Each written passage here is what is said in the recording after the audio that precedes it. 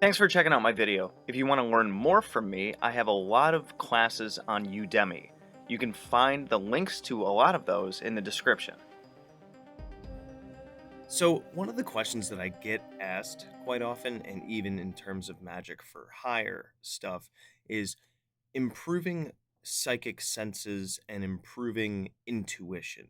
And psychic senses and intuition can be very, very, very useful both in real world contexts and in ritual context. So I think that you can kind of break those down into two separate camps or two separate um, modalities for these different kinds of things. But building the intuition and psychic senses go hand in hand, and you can literally just lump them as the same thing. So, intuition slash psychic senses, kind of the same thing, at least in my opinion and my experience. So, how do we build these different skills? So, first, let's kind of have an understanding or get to like what do we mean by these things? So intuition and psychic senses means coming to an understanding or a knowing of something through a means other than our five senses. Touch, taste, smell, seeing, hearing, blah blah blah blah, things like that. Well, how do you just know when you know something? And where do you get that from?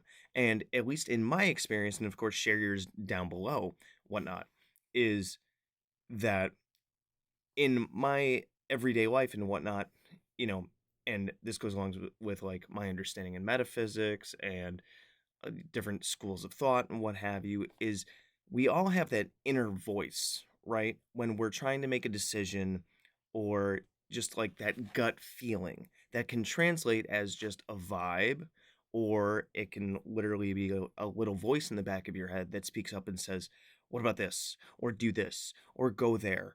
Or what's that? Or that shift in your attention that goes from something that you weren't initially focusing on to having something brought to your awareness or something that magnetizes you, something that it makes you pay attention to it, whether it's a feeling or a thought or what have you, that just seems very, very magnetizing. Like it stands out, like it's got some different colored flags on it, and your awareness is like, what about this, right? And trusting this more and more and more. And the more that you are able to pick up on this and not just immediately ignore it, then the stronger that is going to get. And of course, when you have the idea of go here, go go there, do this, say this, focus on this, can you be wrong? Of course. But the idea is that the more and more and more that you train yourself to pay attention to that inner voice, that inner knowing, that magnetism, that focus on whatever it is that comes up, then the more that you can follow that intuition towards a conclusion where did it pan out the way that you thought it would? Yes? No? At least you followed it. You're using the faculties and the abilities of your physicality and your spirit and what have you to pick up on different things that are trying to make you pay attention to different things. It's like flexing a muscle. And the more that you do this, the stronger that intuition or awareness is going to get.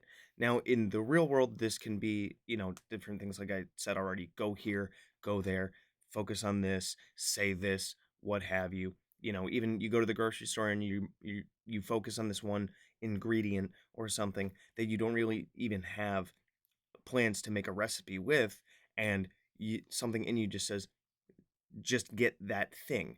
And then who knows, maybe you need that thing for a recipe you come up with a day or two or a week later, or you get magnetized to buying Drano even though all your pipes and everything are working fine, and then a couple days from then, maybe a week from then, guess what? You've got a clog. Hey, you already got Drano in the house. Good for you. You followed your intuition, and now you have the tool to solve the problem. Stuff like that. And then in ritual, when we're working with just magic in general, or especially with working with spirits, because I get this kind of question a lot, is, how do I build senses so I'm able to like sense the spirits or see them or what have you, or experience their presence. And trusting in that intuition and that feeling those vibes and getting the idea of pay attention to this, or that thought that I just had feels foreign and it didn't come from me, then that's your senses picking up on a spiritual presence, whether you're invoking something or not. Most commonly, when you're invoking something, of course. And then the more and more and more that you trust these kinds of things, and the more that you practice with magic and ritual, then you're able to build more of an understanding of that sense. So you can sense it when you have casted a circle and you feel something off with the energy. You can sense it when you invoke and you get another presence that shows up. You might not be able to see it like how you're seeing me now, or when you're seeing someone across from a table when you're having dinner or whatnot. But that's because they're of a different plane and whatnot. You can check out my class on Udemy about working with spirits and stuff for more on this jazz. Even um, my class on magical mechanics and even magical theater really do touch on this kind of topic more in depth. But the more that you trust that sense, then the stronger it's going to get, and arguably the more effective your rituals are going to be, right? Then the question becomes, well, how do I build that stuff? I already touched on trusting that inner voice or that inner knowing when it comes up, but how do you make that even stronger? Meditation. And how many videos do I, and even my class, pretty much all of my classes have meditation lessons in them, because that is so freaking important. Why? Because our brains are going a million miles an hour all the time, trying to find something to pay attention to, trying to find something to think about, trying to keep itself busy. Your brain gets bored when it's silent, whatnot. But if we train that as a muscle to where we can calm our brains down, because that's all conscious thinking.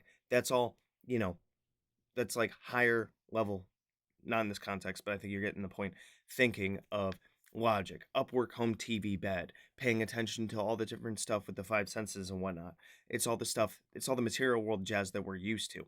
And the more that we train our minds to focus and calm that down, it's like when you're in a crowded like cafeteria and there's tons and tons and tons of noises going on. You got tons of different people at a bunch of different tables all talking about different stuff, and you can't hear yourself think, right?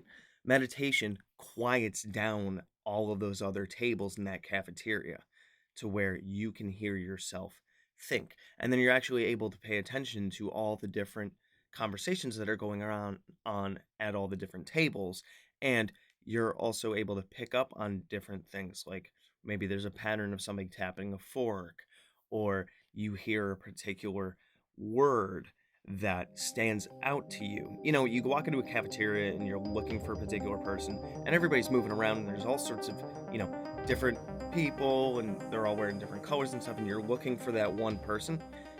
And this is actually scientifically proven, what I'm going to talk about. I can't give you a study or whatever, but I definitely did read about it, that when you're driving around and you turn the volume down when you're looking for a proper address, that's because your brain only has a certain amount of attention span or a certain amount of stuff that it can take in, and therefore by lowering music volume, then you can actually pay attention, your ability to use your visual senses in order to pick up on like where exactly you're going actually increases. It's the same kind of thing with meditation in this context, where when you meditate and you learn how to calm your mind down, then you have more resources to focus on that intuitional sense and that inner magnetism, that inner guide, that inner knowing.